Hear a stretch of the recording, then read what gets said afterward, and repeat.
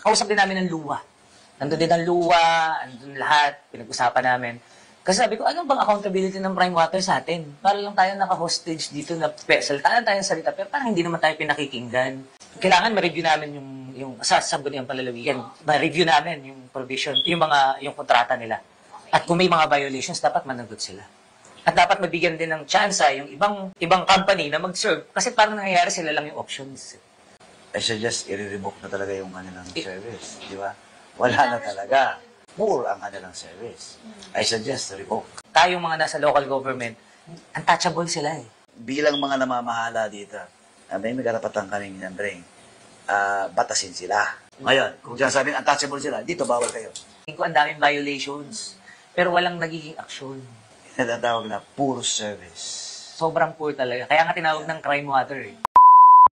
Local officials from Bulacan are urging a deeper probe into the deals of the Villar-owned Prime Water, which has been accused of poor service and high costs. So how does the palace respond to this call?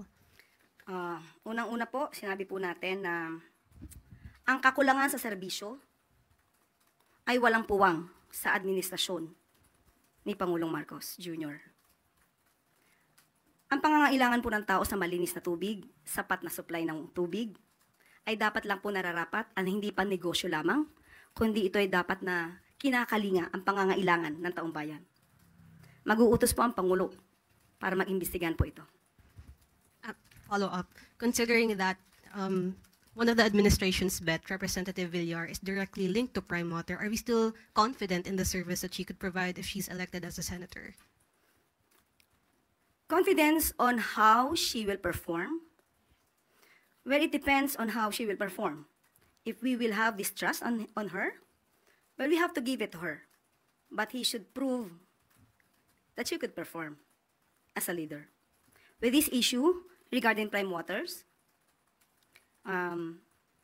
if there's a need for them to resolve the issues raised by the consumers, I think we should immediately made an immediate action on that. Bigyan natin ng reaksyon itong post ngayon sa social media. Maraming nag-post tungkol ito.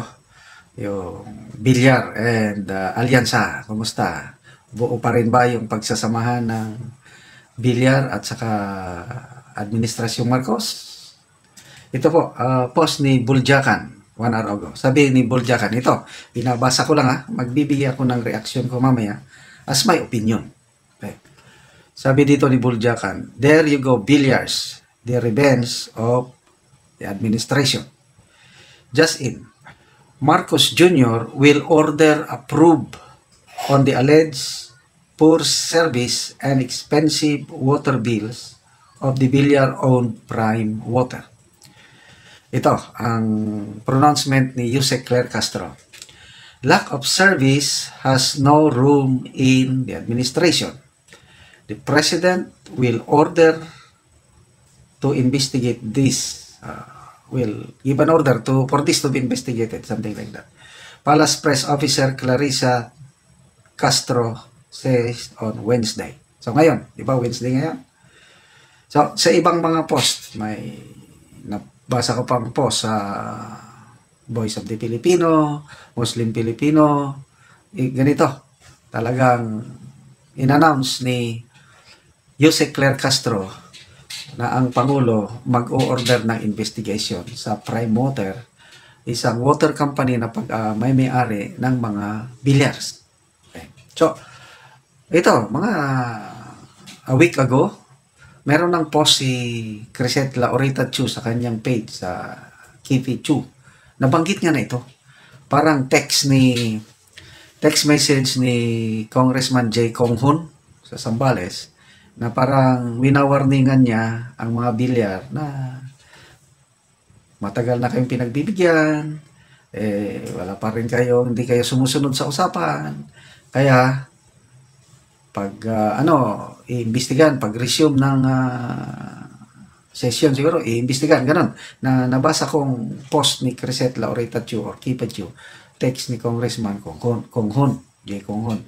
So, sa post ni Crisette Laurita Chu, na matagal na itong kumpanya ng tubig ng mga Villar. Kung masama ang kanilang serbisyo, bakit hinintay pa ng 3 taon ng administrasyong ito sa kaimbestigahan? Kasi matagal na daw na issue ito eh. Bakit ngayon pa? Bakit ngayon pa, after itong pag-endorso ni BP Sara kay Camille Villar?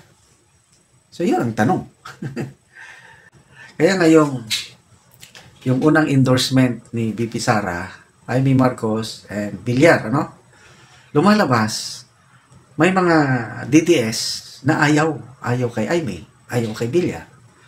Kaya ang naintindihan ko, bakit si Congressman Pulong nagsabi siya na ang ini-endorse ni PRRD ay si ex-Senator Honasan at Colonel Ariel Querubin. Ang basa ko nito, ang opinion ko is, para hindi masayang yung boto ng DDS, kasi kung ayaw ng maraming DDS kay Camille Villar at kay Amy Marcos, pipili sila ng iba. Ay di sayang, di endorse na lang si Senator Honasan, ex-senator. Kasi ako, yung pagkakaibigan ng Duterte at ni Senator Honasan, napatunayan na.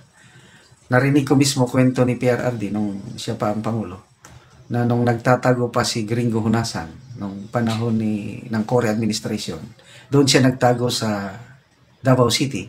Tinulungan siya then Mayor Rodrigo Roa Duterte. Ganun, may pinagsamaan. Kaya nga nung nagpresidente na si Tatay Digong, ginawa niyang secretary ng DICT si Gringo Honasan.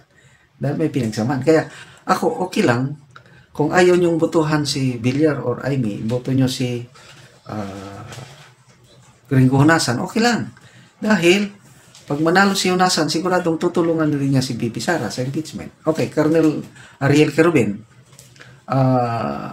hindi ako makasigurado kung tutulong ba sa mga Villar, but I believe na napag-usapan nila yan. Napag-usapan.